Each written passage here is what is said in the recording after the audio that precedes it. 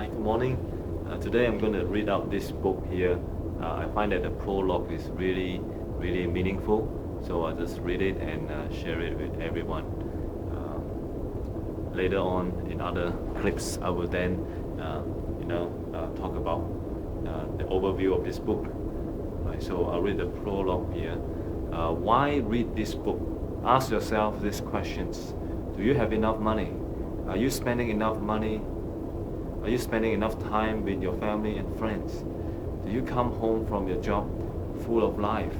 Do you have time to participate in things you believe are worthwhile? If you were laid off from your job, would you see it as an opportunity? Are you satisfied with the contribution you have made to the world? Are you happy? Are you at peace with money? Does your job reflect your values?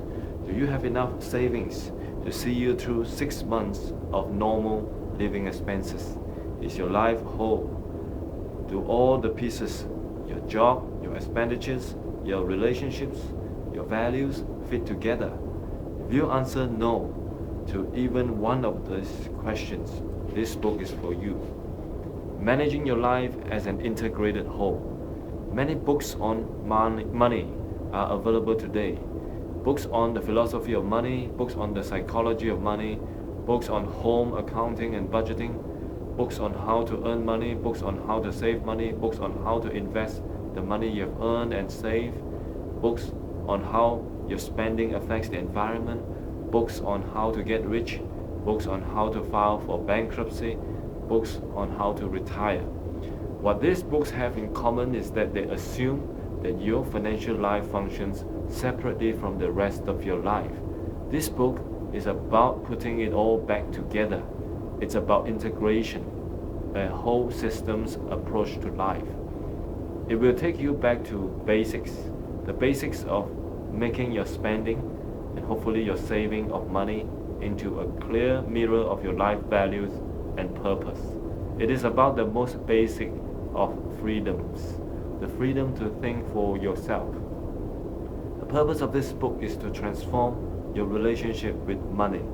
That relationship encompasses more than just your earning, spending, debts and savings. It also includes the time these functions take in your life. In addition, your relationship with money is reflected in the sense of satisfaction and fulfillment that you get from your connection to your family, your community, and the planet. To transform something is to change, in a fundamental way, its nature or function. Once you have changed the nature and function of your interaction with money, through following the steps in this book, your relationship with money will be transformed. You will reach new levels of comfort, competence, and consciousness around money. And that's only the beginning of what's possible once you start following this new roadmap for money. Now, the old roadmap. Imagine trying to find your way around a strange city, but where your roadmap shows a zoo, you'll find a shopping mall, and where it indicates a route to the beach, you find that it ends at a train station. After a few such experiences, you may question the usefulness of the map, and then examine it, and to your dismay discover that it was drawn in 1890. If you want to get to where you want to go, you had better get a new road map.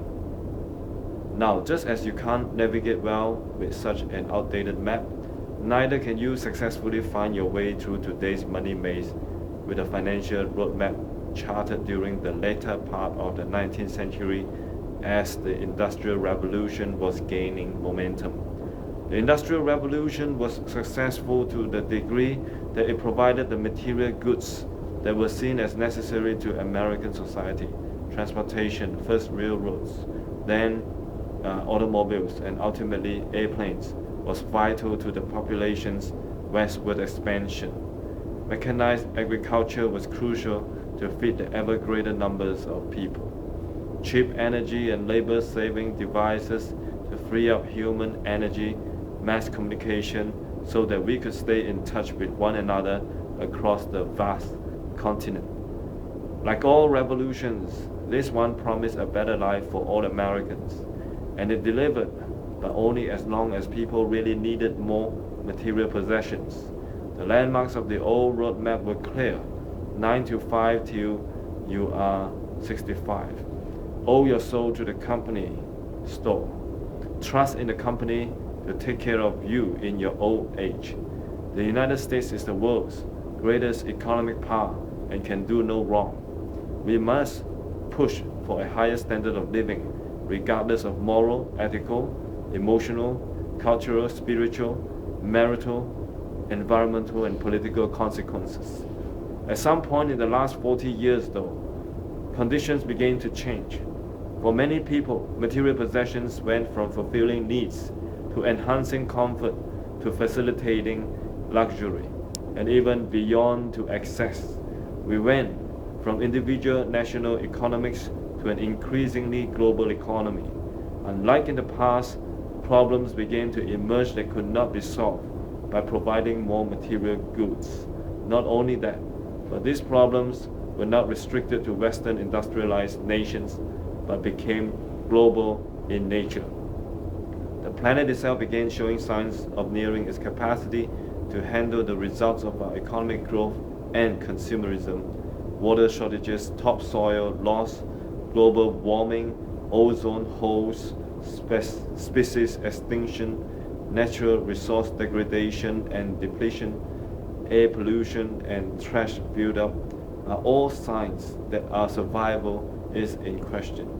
By 1989, these problems had become so pervasive and serious that an entire issue of Time magazine, The Planet of the Year, was devoted to depicting the gravity of our situation. In addition, we have seen that our dependence on oil can lead to international conflict. Even though we won the industrial revolutions, the spoils of the war are looking more and more spoiled. This is especially true for us as individuals. The old roadmap for money has us trapped in the very vehicle that was supposed to liberate us from toil. There is an abundance of evidence that this old roadmap is no longer guiding us to the American dream. Personal bankruptcies have been climbing steeply since 1950s. The number of individuals spending more than they earn has increased greatly among those whose income is in the lower 40th percentile. The number of American children living below the poverty line has increased from 14.9% in 1970 to 19% in 1990.